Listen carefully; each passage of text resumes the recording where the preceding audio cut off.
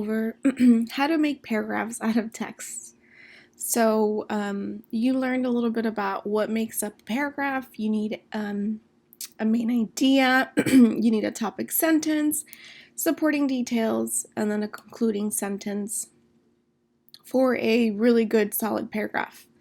So let's go ahead and do some practice together. This text that's right in front of us, Art Around Us, is a model. This is what we want our writing to look like. Let me go ahead and read it.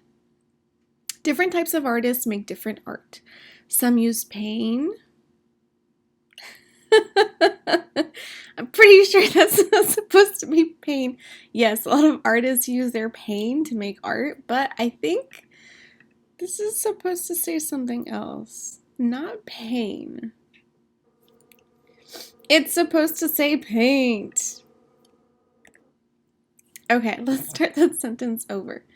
See how spelling is really important? It changes the meaning of words altogether.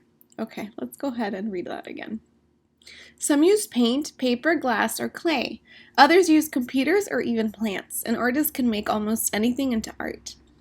The most familiar kind of artist is a painter. Some painters paint objects or famous people. Most painters use a brush. Some painters splash spray or drop paint. So this is clearly divided into two things.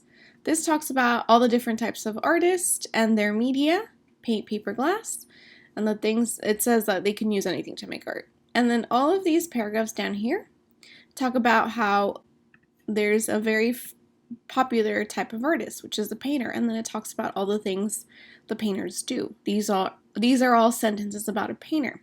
So that's how these paragraphs are organized. Okay, let's take a look at this other paragraph here. So it says, some sculptors use sharp tools to carve shapes into wood, stone, ice, or wax. Others make soft sculptures. They weave fabrics, yarn, or strips of leather. Some sculptors cast shapes and statues in metal. Potters make art with soft, wet clay. Their art is pottery. Potters put a lump of wet clay on a pottery wheel that spins very fast. Potters use their hands to shape the clay. So this is one block, and it's talking about two different things. In this first sentence, it's talking about sculptors. It's saying sculptors, what they use. Sometimes they weave, and sometimes they use metal. And then over here, it starts to talk about potters. So we have two different topics in this one chunk. So for me, it would make sense to make a separate paragraph out of this. This is all about sculptors, right? And then this paragraph is all discussing about potters and what they use or how they make their art, right?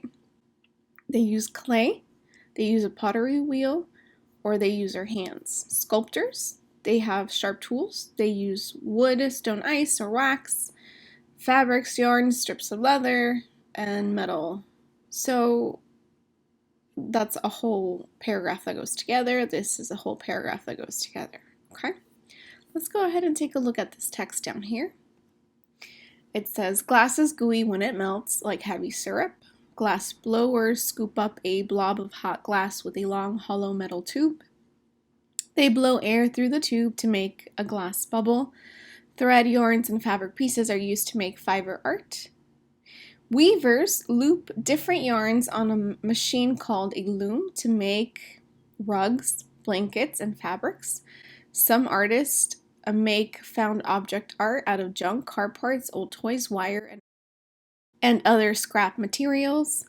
These artists want us to look more closely at the designs of the things we see every day.